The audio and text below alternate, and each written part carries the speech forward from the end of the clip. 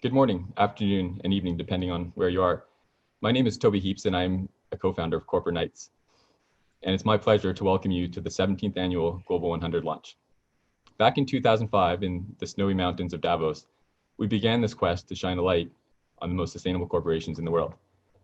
We knew that the only way that sustainable capitalism would have legs was if the firms doing the most good also fared well financially. 16 years later, we have some encouraging signs. Since its inception in 2005, the Global 100 Index has outperformed its benchmark by 43%. This didn't happen by itself. It happened because many of you invested your capital in sustainable solutions, and now those solutions, be it clean energy, cars, or ingredients, those solutions are growing faster than the problems. We've come a long way, but many people and the planet are still hurting. Global 100 companies are setting the global standard, aligning your business and investments with the Sustainable Development Goals. But to be successful in our quest for a noble and sustainable capitalism, we have a gap to close. It is my hope that by 2025, the Global 100 companies, including many more from China and India, will have raised the bar to be 100% sustainable and zero carbon. On that note, it is truly an honor to introduce our special guest today. Not just because as Knights, he clearly occupies a unique spot at this roundtable, but because his life's work has been dedicated to reconciling the kingdom of humans with the majesty of nature, underlining the practical importance of honest metrics and capital flows. He's been the North Star for sustainable capitalism, and as our civilization has evolved, he has become more of a center of gravity. So without further ado, it's my great pleasure to introduce Your Royal Highness, the Prince of Wales. The floor is yours, sir. Thank you very much, Toby. Well, ladies and gentlemen, if I may say so, I'm delighted and very touched to have been invited by Toby Heaps and Corporate Knights to send a brief message of congratulations to this year's Global 100 businesses, which I know are leading the way by increasingly putting sustainability at the core of their products, services, business models, and investments. Individually and collectively, through your vision, determination, and above all action, you are helping to move the world onto a more sustainable trajectory while leading by example, which is absolutely critical, I think. And if I may say so, this leadership is needed now more than ever. And in this regard, it is absolutely vital to focus on the fact that at a global level, the sum of all the commitments made by countries to reduce emissions do not achieve the level required to achieve the maximum of a 2-degree increase in global temperatures, let alone the 1.5-degree increase that climate scientists believe should be the maximum. Rather, and this is the problem, they deliver a 3.2-degree increase, which means mass extinction and large parts of the planet being uninhabitable by the end of the century. And as I've been trying to say for more years than I can remember, what on earth is the point of testing the point of testing this world and nature to destruction? We simply have to pay attention to the fact that the United Nations Environment Programme estimates that the financing gap to achieve 1.5 degrees centigrade to be $2 trillion a year through to 2050. Although, of course, if we shift the momentum of the private sector and capital markets in line with net zero, the volume of financing will be far greater than $2 trillion. This is the stark reality of the challenge we must tackle now. Hence, if I may say so, the point of my Sustainable Markets Initiative and now the Terra Carta. I know that for the past 17 years, the Corporate Knights Global 100 Index has set out to benchmark transparently and raise the bar on what it means to be a sustainable corporation. At its core, this ranking is a noble pursuit of the idea that business can and must be a force for good. I also know only too well what an uphill battle it has been, and still is for that matter, to convince the private sector of the seriousness of the situation we face. Yet, having observed the evolution of the climate efforts over the last 4 decades, only now are we finally seeing the dams beginning to burst, with more and more businesses, investors, shareholders, and consumers recognizing the opportunity that a sustainable future affords. In fact, even in the current pandemic, ESG-aligned businesses and investment are increasingly outperforming those that are not, with millions of new jobs needed as part of the post-pandemic recovery process. Sustainable businesses are among the best bets. A recent study in the Oxford Review of Economic Policy indicated that investments in these enterprises produce 3 times as many new jobs as in investments in, for instance, fossil fuels. So, ladies and gentlemen, a sustainable future is in fact the growth story of our time. I'm sure I don't need to tell you that really, but it is up to us to seize the opportunity it presents. And as we strive to imagine the next centuries of human progress, prioritizing the fundamental rights and value of nature will enable a step change in our future of industry and future of economy approach. The coronavirus pandemic has shown us that it is indeed possible to mobilize the necessary resources and accelerate the timelines for transformative progress. It has also shown us how vital health is to human and economic well-being. Therefore, for the sake of a safer and more sustainable future, let us join forces and waste no more time. As each of you, ladies and gentlemen, continue your heroic efforts as members of the Corporate Knights Global 100, I can only offer you my sincere congratulations on your achievements and ask that you keep going, demonstrating the leadership the world so desperately needs. And I would also like to invite you, if I may, to join my Sustainable Markets Initiative and my recently launched Terra Carta, which together aim to put nature, people, and planet at the heart of global value creation. Acceleration, investment, action, and impact are all possible.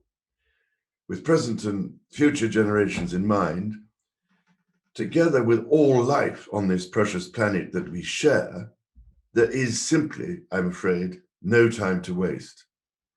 Thank you very much indeed, Toby. Thank you. Thank you so much, Your Royal Highness, for a generous and urgent introduction to our session today. It's been a great privilege to have you with us. My name is Diana Fox Carney, and it is my privilege to be moderating the session today. And the next person I'd like to bring in is Sanda Ojiambo, who is Executive Director of the UN Global Compact. Thank you very much, Diana. Your Royal Highness, ladies and gentlemen, business leaders and friends, it's a true pleasure to greet you here today, and I'm grateful for the Corporate Knights for inviting me to this session. Normally, of course, the annual list of the Global 100 most sustainable corporations would be announced at the World Economic Forum in Davos. For obvious reasons, holding this event in person is not possible at the moment. But we press on virtually because COVID-19 has shown us that sustainability and global cooperation are arguably more important than ever before. Pandemics do not recognize borders, and neither does climate change. So despite the economic slowdown caused by the pandemic, greenhouse gas emissions continue to rise. Globally, the evidence suggests that 2020 was one of the warmest years on record. And we know that climate change is already having catastrophic effects. Droughts, floods, and rising sea levels are hitting vulnerable populations the hardest. But it's not too late to avert a catastrophic future, but we all have to do our part. In the run-up to COP26 climate conference in November, our tasks are clear. particularly those tasks for the private sector. We must now focus on climate adaptation and resilience. We must commit to having carbon emissions in the next decade so that the world can achieve net zero emissions by 2050. We must align global business and finance with the goals of the Paris Climate Agreement. In fact, accelerating business action on climate change is one of the main focus areas of the UN Global Compact's new strategy for 2021 through to 2023. Visionary corporate leaders are already shifting gears. Net zero commitments by the business sector have doubled in the past 12 months. Meanwhile, at the Global Compact, we and our partners have launched Business Ambition for 1.5 degrees. This initiative challenges companies to set science-based targets for reduced emissions, targets that align with limiting global temperature rise to 1.5 degrees Celsius. To date, over 380 companies have joined the effort, collectively representing $8.6 trillion in market capitalization. These businesses are helping us towards the pathway of zero emissions by mid-century. I'm encouraged that so many of you are doing the same. To those who have not yet set science-based targets, please join us in this race to zero. And I urge you all to appeal to your governments for ambitious climate policies. As UN Secretary General Antonio Guterres has said, making peace with nature is the defining task of the 21st century. So let us all unite in making this our top priority. Thank you very much. Thank you so much, Sanda, for that inspiring introduction. And we are all in this race together. So let's all get there as fast as we can. We've got a fantastic panel with us today. As Toby mentioned, we have Lawrence Kurzius, who's the chair and CEO of McCormick, Roberto Marques, who is the CEO of Natura, and who is also a director of UN Global Compact, Mads Snipper, from the CEO of Ørsted, and our winner today, if that's what we can say, the chairman and CEO of the top-ranked company, Jean-Pascal Tricoire from Schneider Electric, who is also a director of the UN Global Compact. Thank you for joining us today. I'm going to start with Jean-Pascal. First of all, with a word of congratulations. Your company is remarkable, and we're very pleased to have you with us today. Can you describe for us, JP, how your company and the market for your products, the world around you, has evolved in the 14 years that you've been CEO at Schneider Electric? Thank you, Diana. And thank you, Toby, also, because for our people and all the partners of Schneider, it's a formidable recognition and an encouragement. And I think we've been ranked in the top 100 for the past 10 years with Corporate Knights on the role that you play in coalescing companies which have that dedication to sustainability is very material for our collective progress. Now, to answer your question, I think things have changed a lot in the past 15 years. When we decided with my team 15 years ago to position Schneider in the world of energy on technologies for sustainability and efficiency, it was 15 years back a very lone crusade. I think things started to change during the COP21, where interestingly the debate went from government, NGOs into companies and cities on which embrace the problem and put into that all their forces of project management and so on, and really drove that for themselves because they wanted, one, to serve the community, second, also to be attractive. I think the next turning point has been when the investment community have been really directing their funds to more sustainable, ESG-driven kind of investment. That was absolutely essential. That happened kind of 3 years ago. I would dare to say that though I hate what we are experiencing, COVID has been another acceleration because I see that collectively we realize that nature can block our society with a small virus we can't see. And what comes after is climate change, which everybody can already see. On this would have huge consequences. And then we've seen governments last year, the commitment of China to be carbon neutral by 2060. The US announcing they want to rejoin the Paris Accord. coming in reinforcement of what is happening in Europe and in other geographies. I'm thinking about India. Alliances of companies under the umbrella of the Global Compact, which has been really playing this role of a common grammar, a common language for the past 20 years. So we've seen things snowballing and accelerating, and it's been really comforting. And then you see those 100 companies taking bold commitments to 1.5 degrees. So that's for the environment. We've seen things turning a lot. And when we at Schneider, we always link digitization and sustainability together, because probably digitization is our most disruptive path to efficiency. But we've clearly seen 2020 as one of the turning points from that point of view. And at Schneider, it had changed completely the company. It had changed our size. We've multiplied by 3 over the past 15 years. 50% of what we do are digital solutions for efficiency. And the whole, for us, it has been a question of consistency and alignment, making sure that the core of our strategy is to be the digital partner of our customers for sustainability, applying our technologies to what we are, and making sure that every 3 years we reset the bar to a higher level, bringing together our communities around Earth, and putting together a strong governance at every level, board, executive committee, on every site where we operate, to the service of sustainability. So that's how I would summarize. Big change at the level of our environment, and complete transformation and pivot of our company in to lead in the space of efficiency on sustainability. Thank you. And you've noted this index does include other factors other than environmental, such as governance factors, which you've obviously put in place. Because of what you do, because you are in the business, as you described it, of resource efficiency and digitization, you obviously have a deep insight into other people's businesses. And I imagine that those who choose to work with you are also at the vanguard of the drive for a greener world. But how optimistic are you in general about the ability of businesses to make the transition, not just to reduce carbon, but to make this transition to net zero over the next 30 years?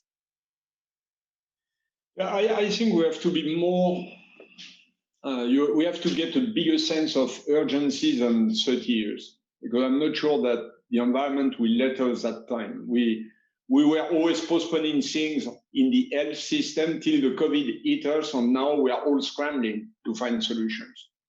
I think climate change will not let us 30 years, because those phenomena, especially global warming, are exponential, and they have an hysteresis. So once they start, they are very difficult to stop. So there is urgency to go fast. We've worked with many other companies to work on the equation of going back to the right trajectory in terms of temperature. In our field, energy, it means very simple: digitization for efficiency and circularity, on decarbonization through electrification, and especially green electrification. Am I optimist today on the speed? If I look at the facts, we are not at the right speed at all, right? There is not enough sense of urgency. The frustrating thing is that from companies like Schneider and other companies, the technologies are here, but what we need is to accelerate on the way we design things. We design factories, we design buildings, we design cities, and seeing them incorporating those existing technologies, because every decision we make counts. I mean, the buildings that we build today, that will be built on fossil energy, will be burning carbon for the next 50 years. Everything we do clean today will have implication for the next 50 years. It's not like we have 10 years for a transition. Everything we do has implication for a long time. But at the same time, while being in business, you have to be always optimist. And what makes me optimist is that, as I said, technologies exist. You don't have to make the next plan of innovation to find a solution. They are here. And actually, probably trying to rely on things of 10 years from now is a big distraction. The mobilization is impressive. while those things were more accessory, that mobilization was more accessory 5 years ago, we've seen really people turning the corner. We have the opportunity of the recovery plans post-COVID. This plan, this financing has no equivalent in history. It's much more than what we had in 2009. Let's make sure that we use it to build cities on places which are natively sustainable. On really one thing, at the end of the day, money drives also some form of behaviors on where people are putting their attention on the switch or the pivot of the investors on the stock market over the past 2 years is really encouraging, because with that you align the investment together with the companies and you make the executive committees have the support of AGM boards on their investors. What makes me optimist also is that it has positive impacts, like His Royal Highness was mentioning that working for efficiency is much more job creative than the old model, which was much more centralized. We see also new solutions to give access to energy to populations who didn't have access to energy. So there are a lot of positive signals also that show that we can turn, but it's all a matter of changing and accelerating. And if I can just say, I think we always think that it's going to take a long time to change till you get COVID, and you change in 2 days. And you do Davos on screens, which was unthinkable before. So this is also possible in climate change. We just have to change our clock speed. Yeah, you're absolutely right on that. And I think, as you pointed out, on the plus side, we have technologies.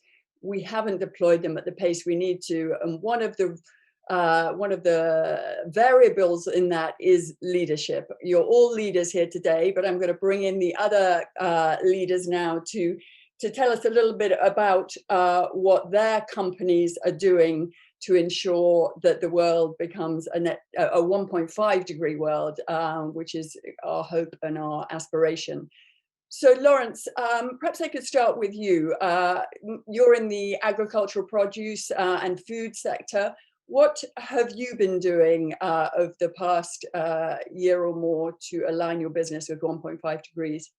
I hope this isn't the start of a pattern now. Thank you for that question, Diana. JP made a number of really great points. Companies can use existing technologies to future-proof their businesses for carbon. We are looking at every new facility that we build to be built to the highest environmental standards.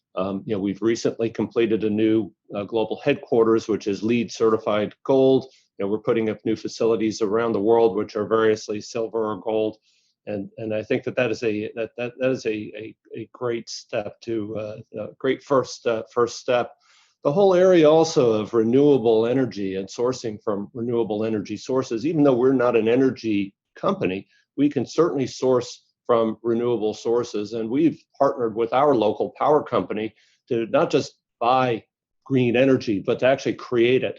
So we have partnered with them to join with another company to actually build a solar power farm that we've committed to take between us and our partner to take 100% of the output from. So this is new green energy being put online. It'll power our global headquarters, 6 of our facilities, and save about 27 million pounds of CO2 a year when it comes online in 2023. As a consumer products company, packaging is so important, and making sure that the full life cycle of packaging's carbon impact is recognized. We see plastic as a particular problem. We've made a commitment as a company to 100% circular packaging, and our biggest priority is on plastic packaging in particular. Today, 84% of our plastic can be recycled, reused, or repurposed in some way, but it's part of it. That's a milepost on the way to 100%. And you mentioned good farming practices, and I think this is one of the things that makes us unique among the companies on the panel today. We source agricultural products. We're a spice and seasoning company as a big part of our business. The spices and seasonings that we make have raw materials that come from 80 different countries around the world. We actually source over 14,000 different raw materials. We interact with hundreds of thousands of smallholder farmers. These are not big agro operations, but small farms in many places, many developing countries. You know, we have a team of agronomists that works with farmers around the world on good farming practices, and we multiply their efforts with technology. So even in the most remote developing part of the world, people still have smartphones, and through smartphone delivered and app-based technology, we can give farmers information about what they should be doing literally in their fields every day. We get great data back from them.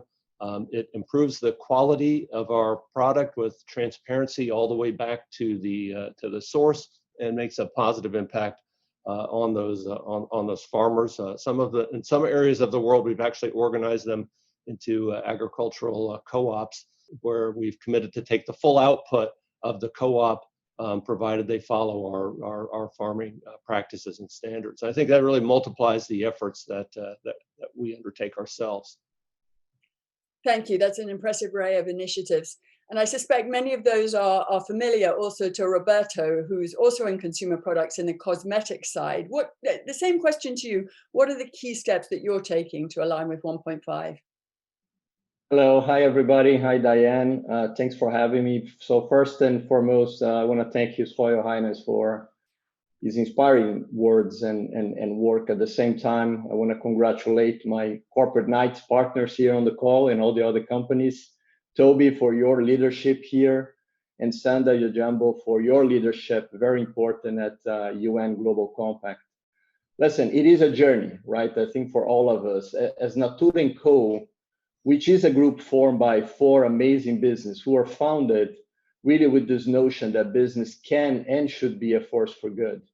You know, Natura, based in Brazil, The Body Shop, based in UK, Avon, based also in UK, and Aesop, based in Australia. You know, if you take just Natura, for example, for over 50 years, this notion that, you know, you can actually combine sustainable development and growth while still preserving the important things like the Amazon forest. Natura has, over the last 20 years, preserved over 1.8 million acres in the Amazon, working with over 40 communities globally, more than 30,000 people and families impacted, with this notion that the local communities are in true the guardians of the forest. If you work with them, you can really get a lot of benefits from it. Learning, you know, impact positively and create innovation. So this whole notion of this idea that Natura says of the well being well, that everything is interconnected, that you really needed to work collaborative with local communities, society in general, science-based technology, to be able to really drive the improvements, especially regarding climate crisis. Last year, we committed ourselves to get to net zero emission by 2030, which is a very daunting ambition for us. And we want to do that in actually scope 1, 2, and 3, which means not only our direct emission, but also the energy that we purchase and consume, but more importantly, also the emission via our entire supply chain, which means that we also need to work collaborative with our partners, our vendors, to make sure that we can have the impact in packaging, in raw material, in transportation, in everything that we do in terms of printed material. So by really setting, I believe, those targets very high, you know, what we also, you know, aiming to achieve is this notion that by doing that, we drive innovation from within. We bring others also to help us find those solutions. On our commitment to life, our 2030 sustainability vision that talks about, again, net zero by 2030, that talks about how we build a more inclusive and fair workforce.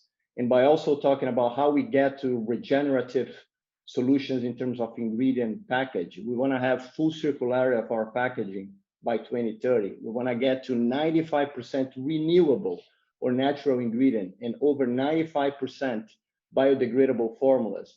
One thing for sure is that we don't have all the answers today to get to those goals by 2030. And it's a call to action. It's a call to action to society, to our partners, to this entire community, and how we can more collaboratively in a multilateral approach really get to those objectives, get to those very ambitious targets. But we truly believe by setting the bar high, you end up driving innovation. Because at the end of the day, I don't think there is room for even competition or political agenda when humanity is at risk. So it is really important that we work together to find the solutions that are really going to change the trajectory that is not positive that we still on. Thank you so much, Roberto. I want to come back shortly to that issue of bringing others with you and leadership. But before that, I want to talk to Mads Nipper. He is at Ørsted providing much of that renewable energy and innovating around the solutions that are going to enable other companies to achieve their goals. Mads, can you describe your own internal journey and how you view that as enabling the broader journey to net zero? Absolutely, yes. Thank you very much, Diana, and a huge congratulations to Jean-Pascal and his team. As last year's winner of the most sustainable company, I know how much it means to not least our employees and partners. It's a huge boost and it's very well deserved. This year we have to settle for second place, but like Roberto said, it's not a competition. This is an ecosystem of like-minded partners who need to push an agenda. Now, our vision is a world that runs entirely on green energy, and we firmly believe it is possible, even though we also agree with Jean-Pascal that we need to move faster.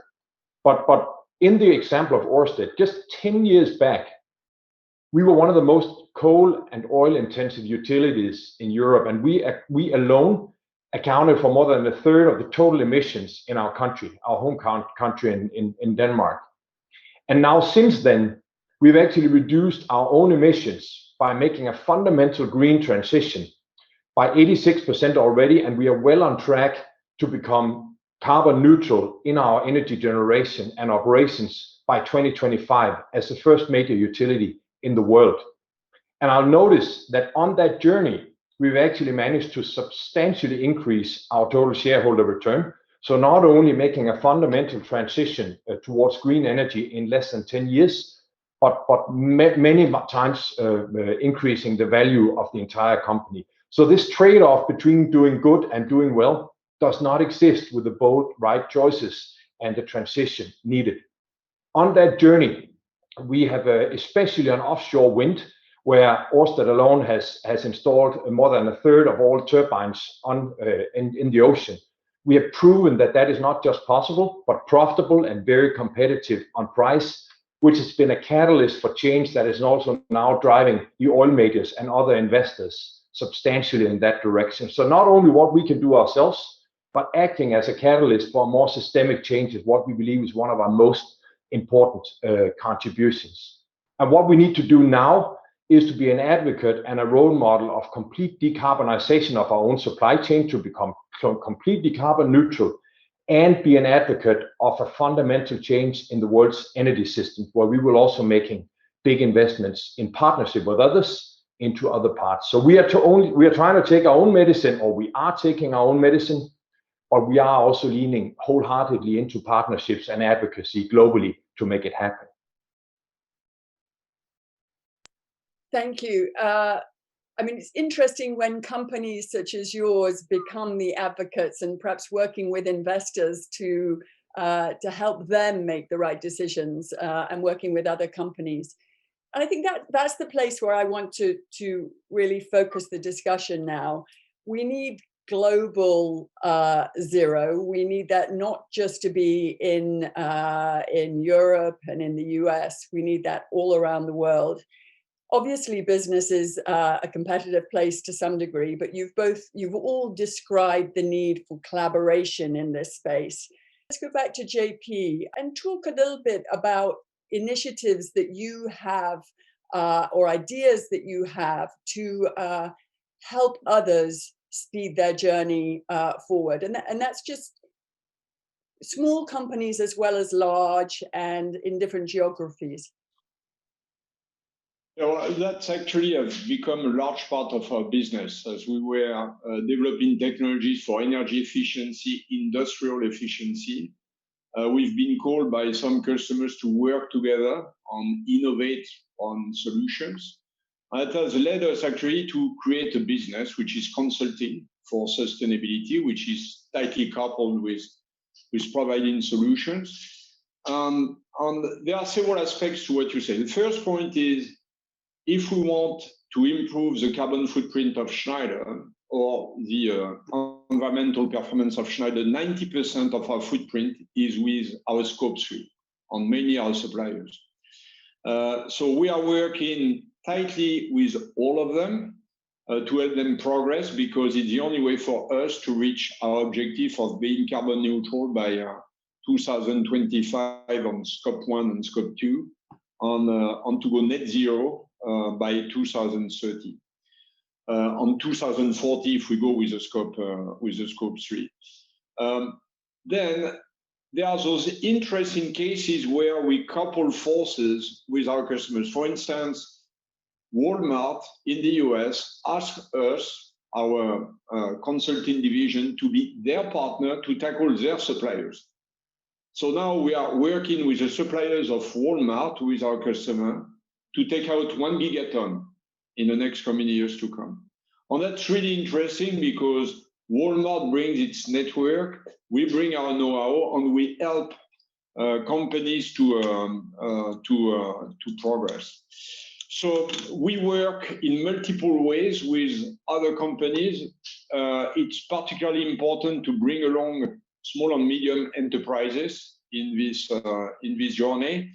And I come back to what Corporate Night or the UN Global Compact is doing. We've been early participants 20 years ago to coalitions because they are a source of collaboration, they are a source of co-innovation, they are a source of emulation, which is important in industry. We like to compete, and it's good that we compete on non-financial, on sustainable elements.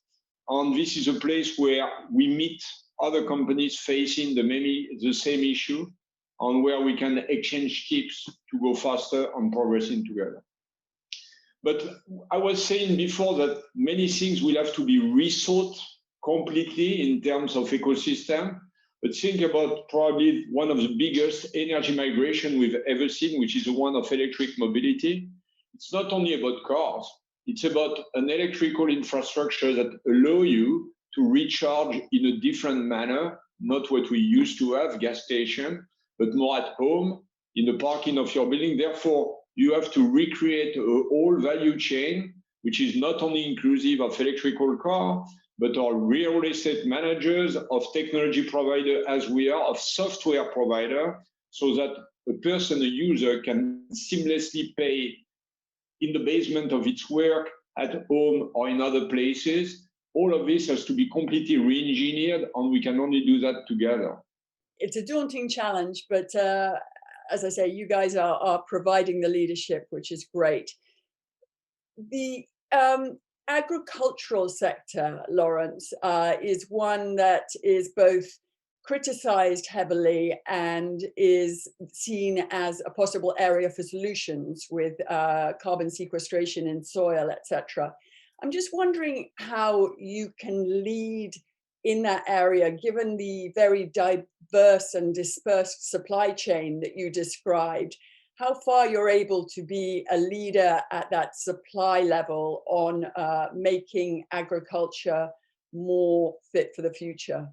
Goes beyond agriculture. You know, I think one of the most surprising things that we have seen as we have committed to a more sustainable world, you know, we've established a principle, purpose-led performance, you know, within our company. And one of the most surprising things is, in fact, the amount of traction and some of the great early, you know, wins we've been able to achieve with this principle across our stakeholders. So, you know, certainly in the agricultural area and in our supply chain, we may be small compared to some of the companies, other companies in corporate nights, but in our industry, we're big. And so the standards that we set have real impact across our industry, as is the case for everyone on this call for their supply chain as well. And through the standards that we set and the training and development that we offer and reward with our business, we can really make a big difference and move the needle. And I would say that engagement with stakeholders, though, goes well beyond the supply chain. Our customers and our consumers want to do business with the good guys, with the best companies, the companies that have a purpose beyond making the very last dollar for the shareholder. And the best employees want to work for companies that serve a greater purpose in the world. So this creates a competitive advantage for us. And I think the biggest difference that we can all ultimately make is by being successful competitors as well as good green companies, and showing the investors that there is no trade-off between doing well and doing good, and that indeed doing business in a way that does the right things for people, for our communities, and for the planet that we all share actually earns a superior return for them. For all of the commentary about investor pressure to perform well on ESG, I never get challenges from employees, from customers, or from consumers about doing the right things for the good of our planet. I often get it from investors. And I can well recall being in meetings with investors where I start talking about our sustainability program, and I say, they cut me off, say, save that for Boston, save that for Toronto. What I want to hear about is, and then some short-term question. I think we have to bring the investment community along to the point of multiplying the efforts of all of our companies, and to the points that His Royal Highness was making about the private sector being engaged, showing that good sustainable practices and good sustainable businesses are good investments as well, has a real multiplying effect. If the private sector is motivated to do the right things, that's really that is going to drive the solution to our problems. Roberto, you're in a similar area in terms of consumer products, and you mentioned the importance of Scope 3 emissions and your initiatives in that space. This is a tricky area, the degree to which corporations should extend their responsibility. Perhaps you can describe your findings in that area in a little bit more detail, and the leadership that you can provide to bring these entire supply chains within the influence of companies to make a difference. Dan, that's a great question. In fact, I would go even one step further. When we talk about Scope 3, yes, we were talking about the emissions of your entire supply chain, and how important, again, is to partner with the entire ecosystem, the entire network that we have around us, in order for us to be able to achieve, the net zero emission on Scope 3 by 2030. But I would go even one step further. I think as we think about private sector and we think about consumers and customer, I would invite everybody to think about citizens, and how important is the private sector to engage our citizens that somehow connect with our companies, because I would say the vast majority of them, they want to engage, they want to try to participate, they want to be part of the solution. And I think the private sector has a very important responsibility to how to amplify everything that we are talking about, how to make it easier for people to participate, to contribute to that solution. And I think there are beautiful examples here with Sanda on the call leading the UN Global Compact, the importance of bringing the small and medium sized business to actually participate in the same journey, to the B Corp, that sets the right framework in terms of how companies can really continue to track and make progress in subjects related to planet, profit, and people. We talk about the financial market and how capitalism is changing. I don't think companies are going to really survive in the future if they just focus on shareholder value. It's this notion of all stakeholder value that really matters.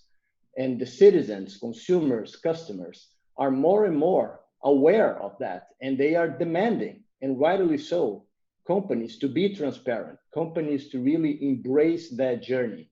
So I think, again, if you think from an ecosystem perspective, we think about how we collaborate, how we bring this multilateral approach as part of the solution, how the private sector embrace its own role to actually think about citizens more than just customers and consumers into that journey. I think we are going to have, and we're going to see a step change moving forward. One of the key components, or one of the starting points, obviously, for everything is renewable energy. And that is an area that citizens can get involved. We can choose renewables, but it's also a critical area, obviously, for all your businesses. Mads, you're at the cutting edge of the provision of renewable energy. How can we accelerate the availability and the uptake of renewable energy in the very short term so that we can get to that net zero? Thanks very much, Diana. I think first and foremost, it's of course about ensuring that the politicians and governments all over the world are very bold in terms of doing everything possible to create the conditions for renewable energy to be scaled, substantially scaled and accelerated compared we are today.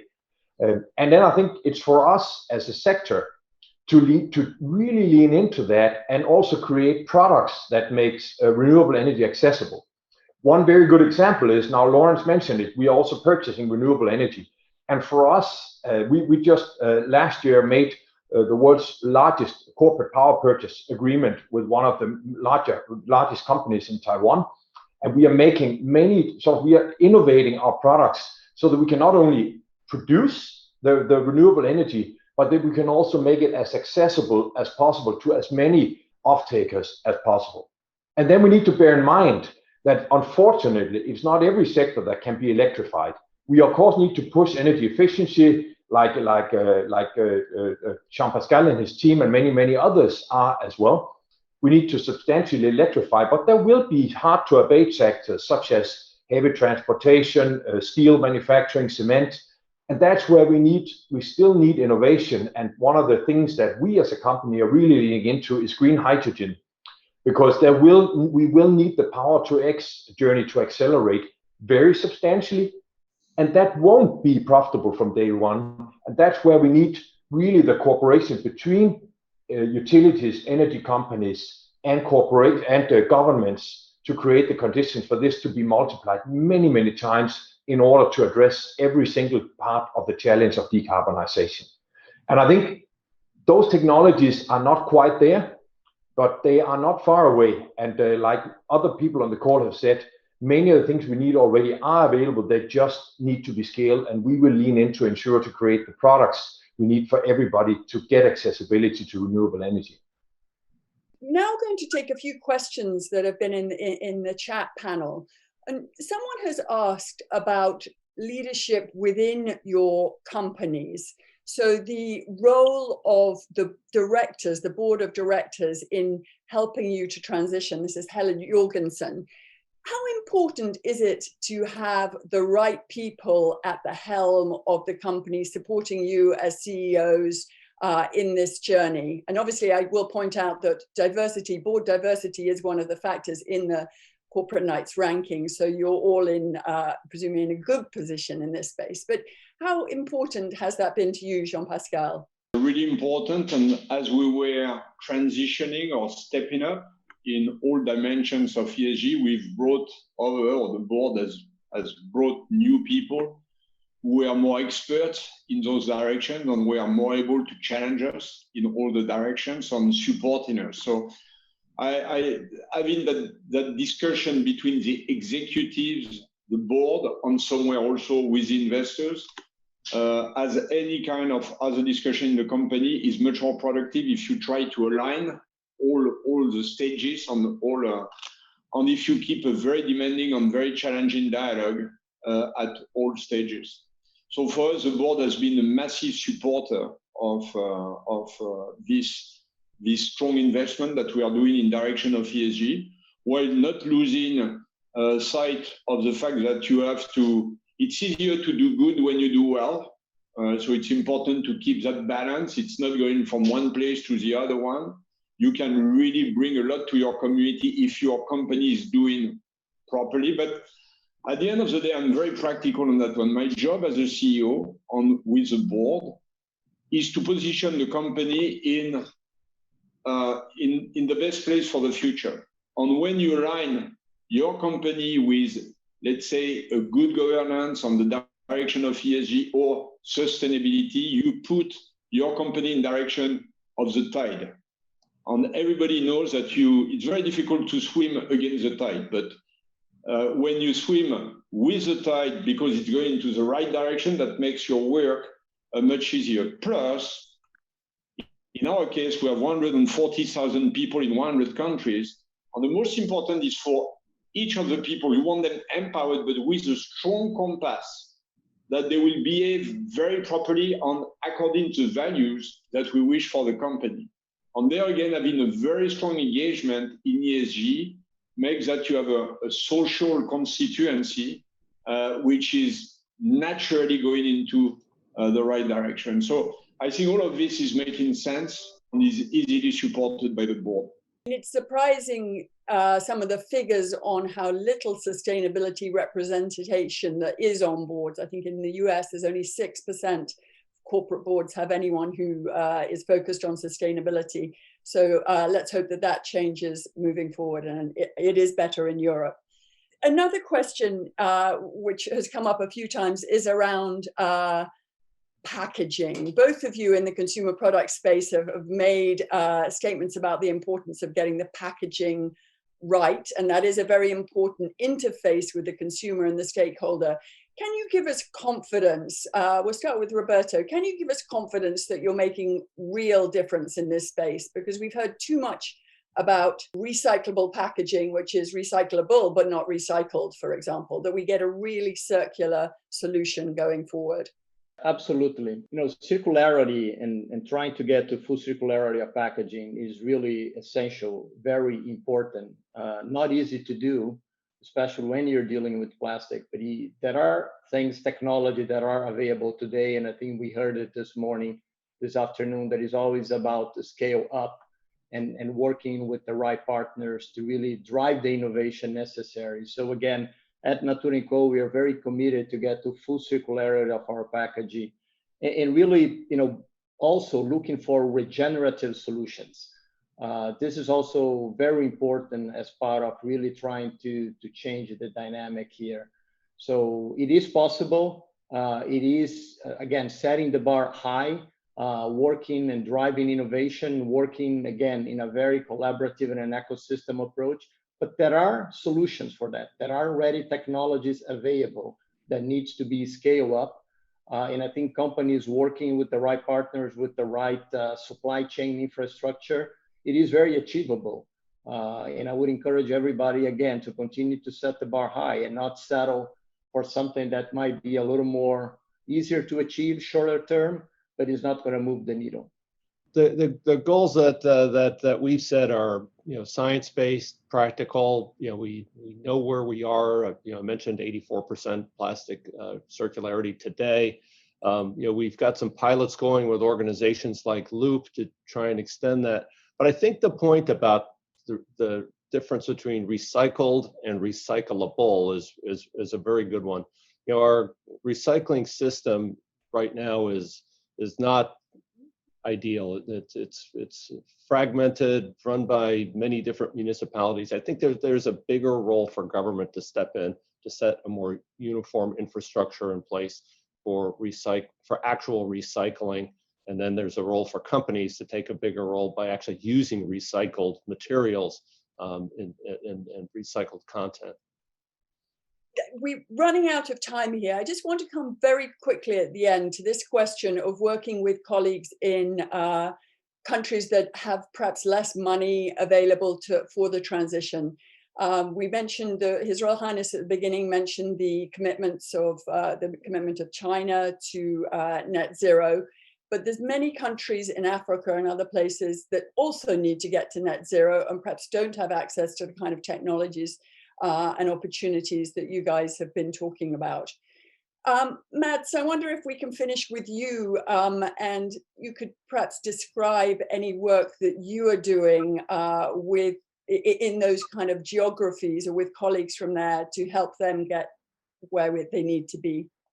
Quite honestly, I think the biggest contribution that a renewable energy major like ourselves can do is to ensure that the areas where we most desperately need the decarbonization is prioritized.